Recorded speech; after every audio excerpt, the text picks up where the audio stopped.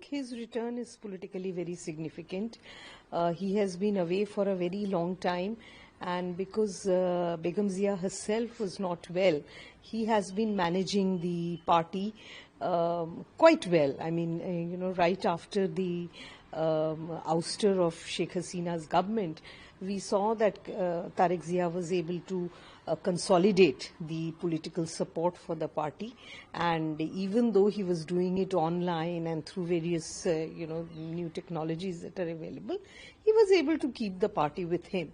So his coming back at this stage, when there is so much violence in Bangladesh and the country is literally being torn apart between various ideological views, it is expected that he will bring back some semblance of political stability, and maybe he will be able to consolidate the centrist forces which are there in Bangladesh, because the main concern now is the rise of right wing and what the right wing has been up to.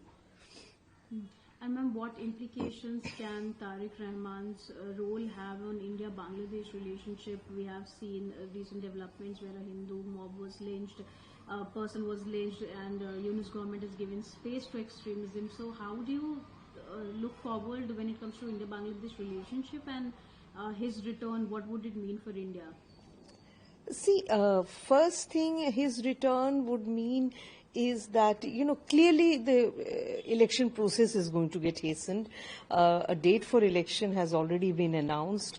BNP is, every day new names are coming up and all. So country is more or less, at least the BNP is more or less in election mode. Now, the record of BNP the last time they were in power, when they came to power in 2001, has not been very happy for India. There were lots of things happened which were, the relations were tense. There was insurgency activity near the border. The Chittagong Arms Hall case is very well known.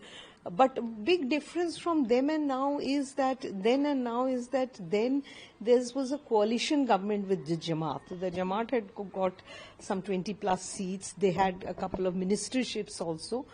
And so that was a slightly different BNP. So I would like to believe that, now in the changed circumstances, having gone through, the last several years, and especially the last, since August 5, what BNP has gone through and how we've seen things develop between India and Bangladesh, I would think that, probably Tarique Rahman will have some sort of a practical, and he will probably have the sort of, he'll have an impact of bringing the temperatures down a bit.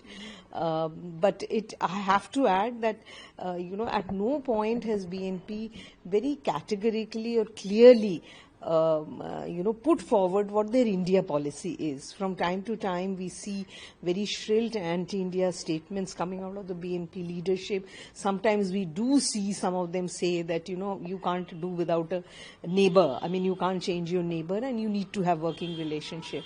So, if you are an optimist, I would like to believe that, if they come to power, there will be some sort of a working relationship between India and Bangladesh, and not the state of affairs that's there now.